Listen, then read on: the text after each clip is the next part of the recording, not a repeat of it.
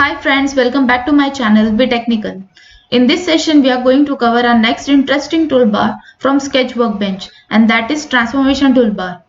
This toolbar proves out to be very useful to speed up our sketching, so let's find out where and how these tools can be used.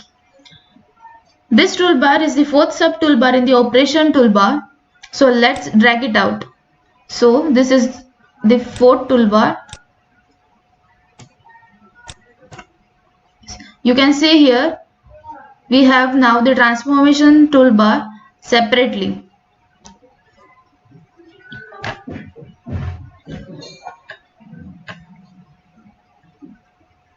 So let's see now what all tools are included in this toolbar.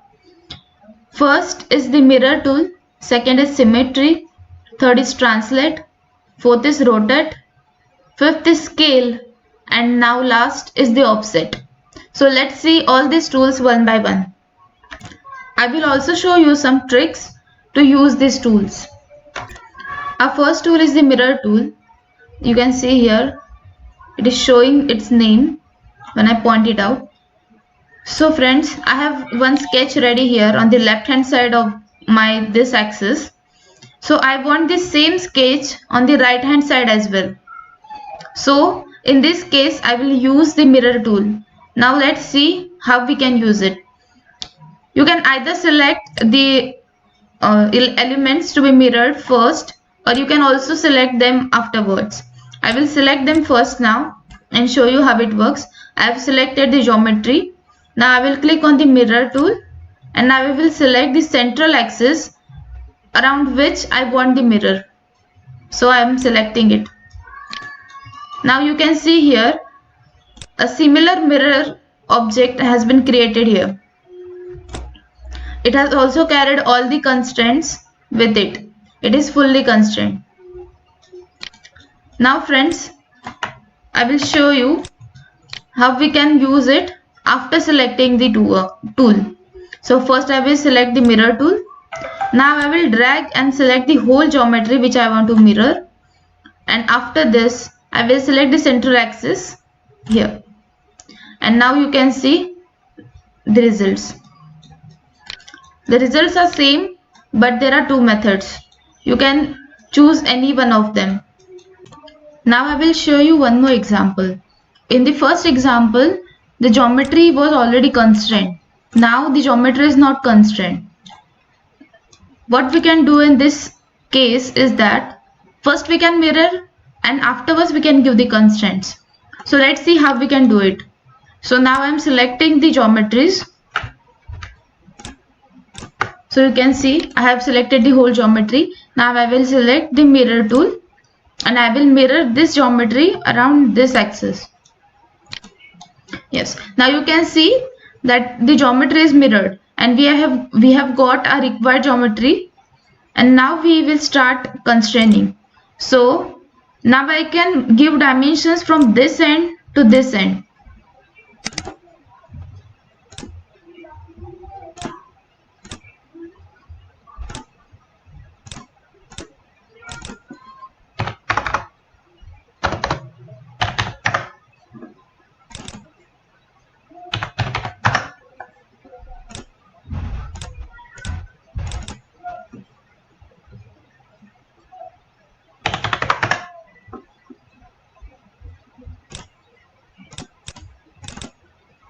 You can see here as I am constraining the leftward side, the right side also gets constrained automatically.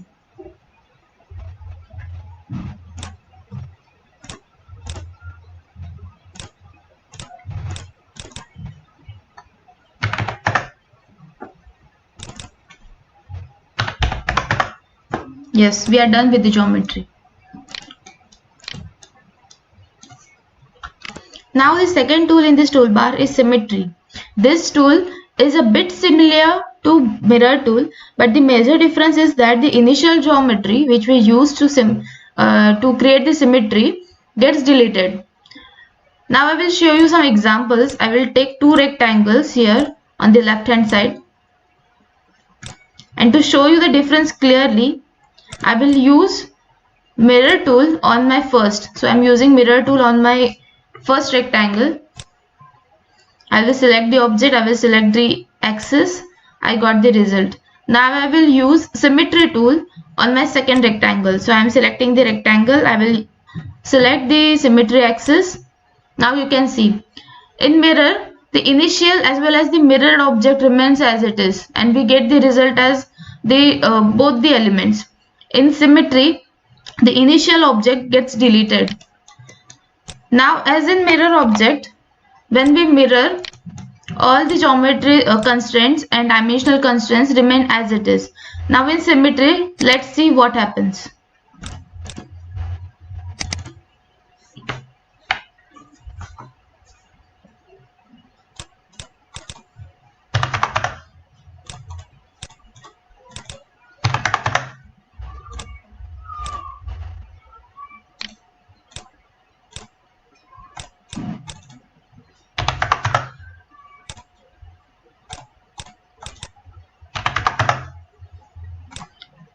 See, now my this rectangle is fully constrained. It is green in color. Now I will use symmetry operation on this rectangle. So I am selecting the rectangle. I am selecting the axis. And now you can see here, all the geometric constraints and as well as dimensional constraints get copied.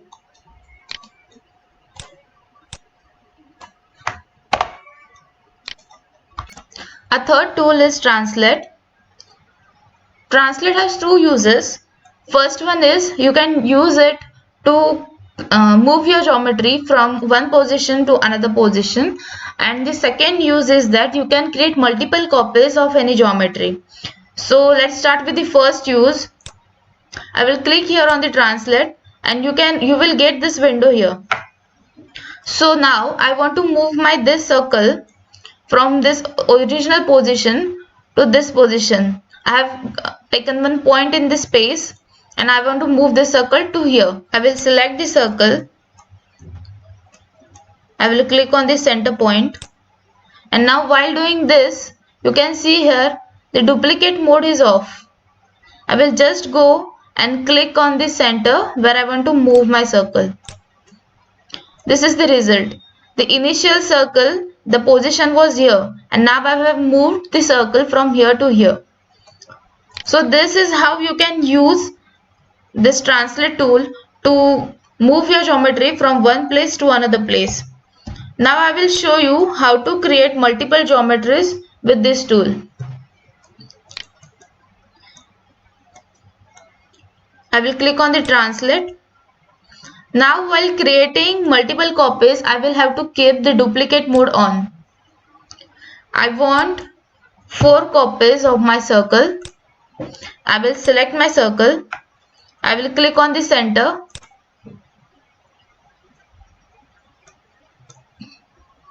Now you can see it has created 4 copies.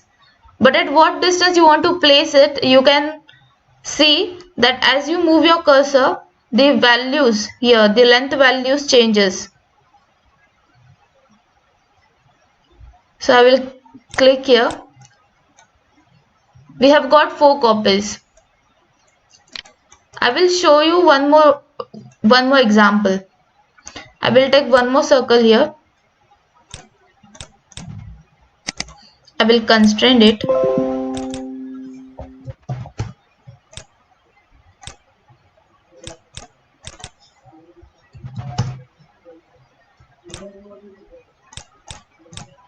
Yes. Now I will again use my translate. In this case, I will keep now this first option, that is a keep internal constraints on. So let's see what is the difference. Now I will select my circle. It is not necessary that every time you select the center point. You can also select any point on the geometry. I will click here now, and now I am dragging it. So you can see everything is same, but when I click you will see the difference, that what internal constraints actually means. The copies created have the diameter with itself. I will show you one more example. I have again taken one circle here. Now this time I will keep all these three options on. Already these two are on. Now keep external constraints. I will select my circle. I will select one point. I will drag it out.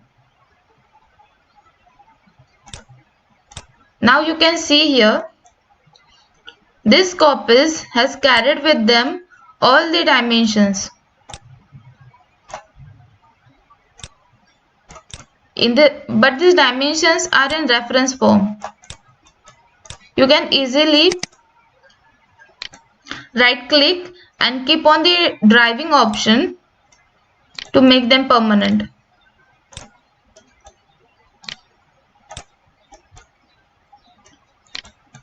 You can also edit them as per your requirement.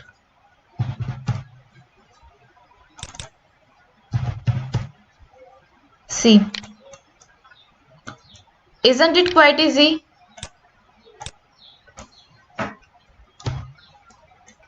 I want to create 5 copies of this rectangle, including my initial rectangle. I totally want 6 rectangles.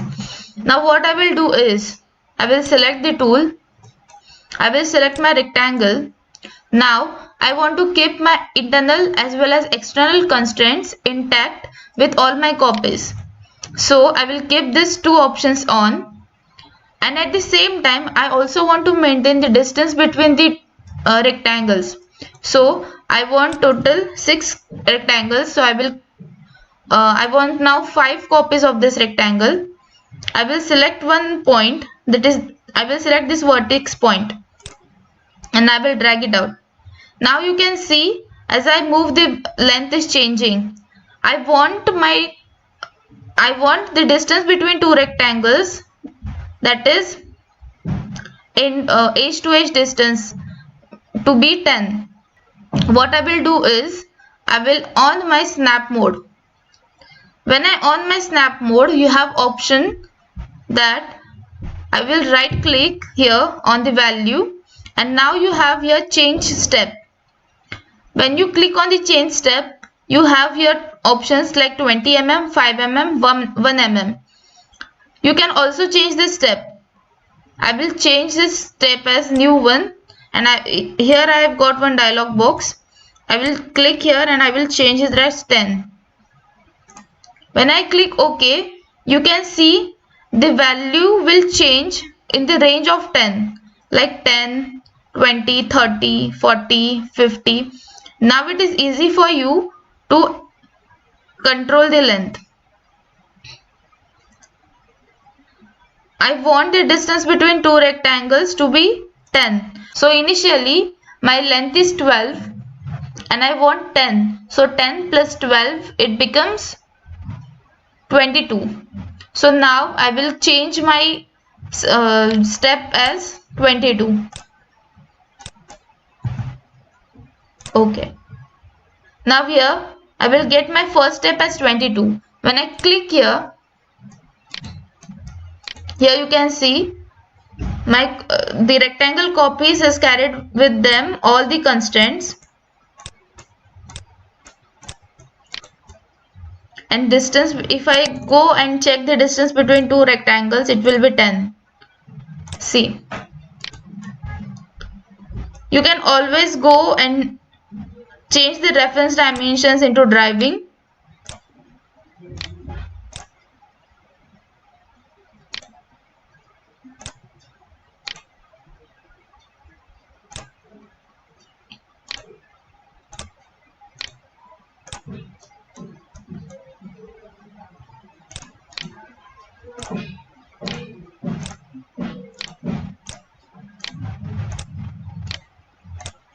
See, it was so easy.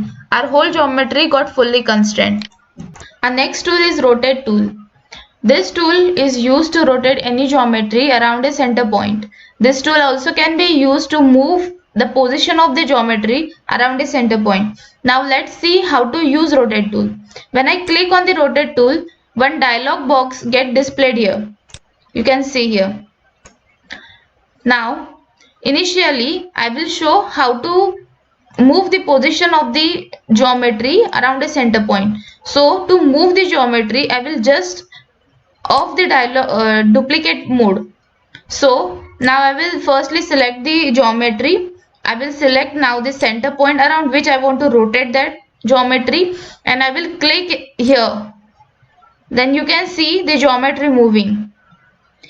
You can control the degree of rotation here. You can input the value by yourself also, or you can drag and control it. As I have shown you in the translate toolbar, when you on the snap mode, you can control the steps. So here I am going to put new step, that is of 45 degree. Okay. Now it will only rotate in 45 degree. So you can see here. I want to place it in 90 degree. So 45 plus 45, it becomes 90. I can place it here. Now my geometry moved from this position to this position. Now I will show you how to create multiple copies. To create multiple copies, we will have to on the duplicate mode. If you want to carry the dimensional constraints of the geometry, you have to keep the constant conversion box on. So first I will select this geometry. I will select the center point. I will click here on this axis, and from here I will start moving the mouse. So as I am moving the mouse, you can see the value is changing. So I want total 6 instances to be rotated. Now I will input here value as 5. When I want 6 instances, I will input the value as 5. It will also count the initial object and it will become 6. So now I have given here the instances, that is 5. I want them at 30 degree. So how will I control it? You can either control by dragging it, or you also have the snapboard mode as I explained you earlier. You can change here this step. You can add here 30 degree. Okay, and now your cursor will only move in 30 degree. So if I click here, I will get all those geometries displayed. These geometries are never fully constrained. You will have to constrain them by your own. Next, if you want to scale any geometry, you have a tool here, that is scale. Now to use scale tool, I will first select the geometry. I will click on the scale tool and I get a dialog box displayed here. Now consider you don't want the initial rectangle, you only want the scaled rectangle. So I will simply go and off the duplicate mode checkbox. Now it is prompt to select a point to enter the scaling value. You can select any point in this space, you can select any point on the rectangle, or I prefer to select the center point. So I will select the center point, and now as I am dragging my mouse, you can see the values, scaling values changes. So if you want the rectangle to be scaled by the ratio 1:2, I will enter the value here as 0.5 and I will click on the enter. So now you can see the initial rectangle got deleted and the new scaled rectangle we have got here, and it is fully constrained. Now in the second case, if you want the initial rectangle as well as the scaled rectangle, then again I will select the rectangle, I will select the tool. Now we will on the duplicate mode, and at the same time as seen earlier, we will also on the conservation of the constraints checkbox. So now again I will select the center point and I will give here the value as 0.5 and enter. So now you can see here we get both the rectangles, the initial as well as the scaled rectangle. The only thing is that we get the scaled rectangle as under constraint because all the constraints are reference dimensions. So you can always go and right click and convert them into driving. When you convert all the dimensions into driving dimensions, the rectangle will get fully constrained. You will see the result here. One last option in transformation toolbar is offset. Offset can be used to offset any line, any geometry, or any profile. I will show you how it operates. I'm taking one line here and I will click on the offset. I will click on the line, and now when I drag it upwards and downwards, you can see the dotted line which is showing the preview of the offsetted line. So now I will click on the upper side. Now you can see here you can change the distance between the two lines.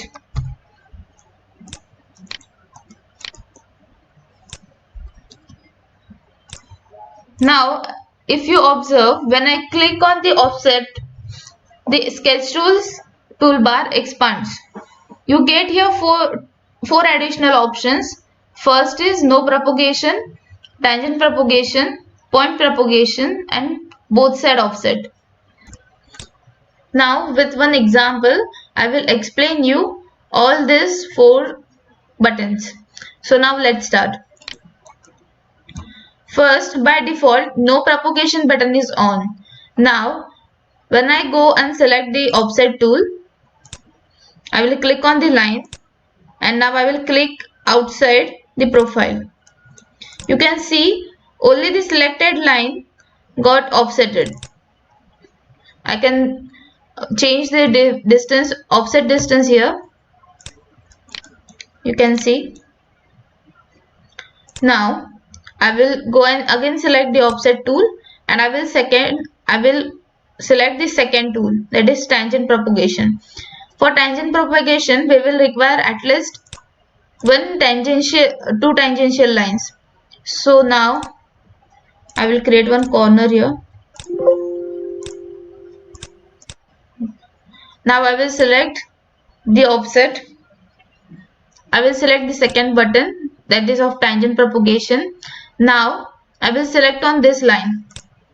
Now when I select this line, the other line which is in tangent propagation with this line will also get offset. So I am clicking outside. You can see here the two lines which are in tangent propagation to each other will get offsetted. Now the third option is point propagation. So I will select the third option.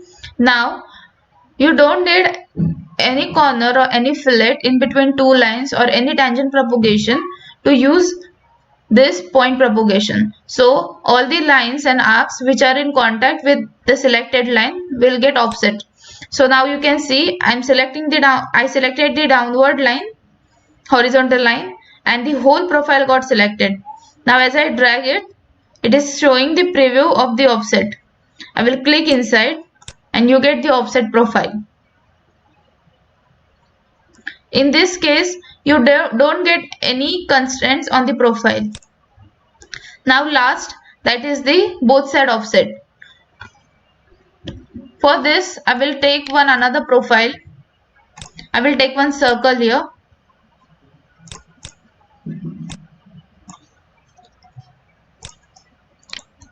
Now for this circle, I will select the both side offset option. I am selecting the circle, and as I drag, you can see it is showing offset on both the sides, on outside and inside as well. When I click here, this is the original circle and these are the offsetted circles.